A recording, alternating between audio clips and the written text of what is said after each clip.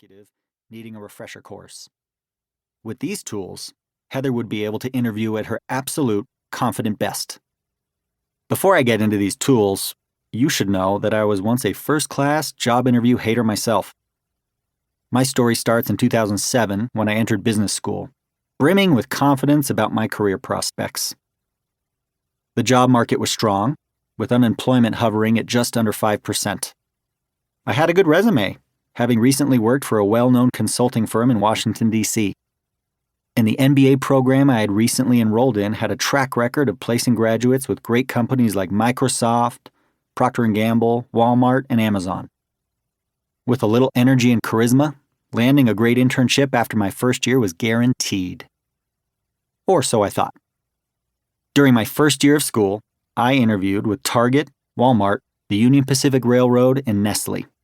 I didn't receive a single internship offer. It's not that these companies weren't hiring interns. They weren't hiring me. Every rejection was a blow to my confidence, and I wondered why I wasn't getting offers. I was clearly qualified on paper because I was being selected to interview. Plus, I was personable and likable, at least in my humble opinion. Yet it was my classmates, not me, who were getting internship offers, sometimes 2 or 3 of them. I thought interviewing was going to be my strongest advantage going into my MBA program, and it turned out to be my greatest weakness. Thankfully, I eventually secured an internship with a $12 billion food company, which led to a full-time job after graduation. I met this company at a career conference where 2 recruiters interviewed me for 45 minutes.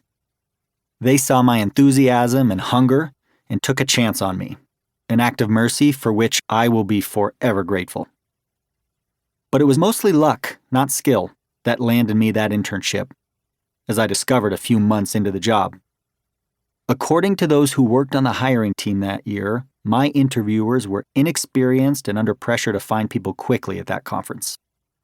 And the company didn't typically offer internships after one interview as they did with me.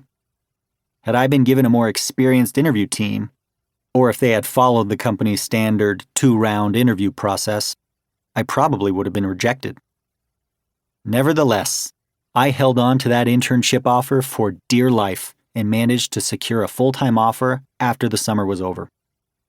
The next spring, I graduated with an overwhelming sense of gratitude that I had a job. The United States was in the middle of the worst recession since the Great Depression, and this graduate had a paycheck. But I hadn't forgotten my prior job interview struggles in school, nor did I take for granted the fact that at any time I could find myself unemployed again.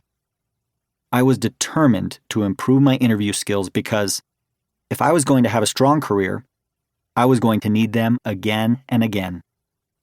Over the next 5 years, I worked hard to improve my interview abilities. I created comprehensive lists of possible interview questions and bucketed them into categories. I learned the purpose behind each type of question and created models for how to answer them. I joined corporate recruiting teams, attended career conferences, interviewed candidates, and made hiring decisions. I developed my own answers for each of these question categories and practiced them again and again. In 2014, an opportunity arose for me to put my work to the test. I applied for a job as a brand manager for a $4 billion food company and was selected to fly to Denver for interviews. It was a great job, and the competition was stiff. I was determined not to blow it. If I were rejected for the position, I told myself, it would be because other people were more qualified, not because I didn't put in the effort to prepare. I spent about 20 hours in the weeks leading up to the interview studying the job description, talking to people familiar with the company, preparing my stories, anticipating questions, and practicing out loud until I was blue in the face. Interview day came and my preparation paid off. I interviewed with 4 marketing professionals and crushed each interview. I felt confident, relaxed, and optimistic during each conversation. Every answer felt comfortable and no question was too much for me to handle.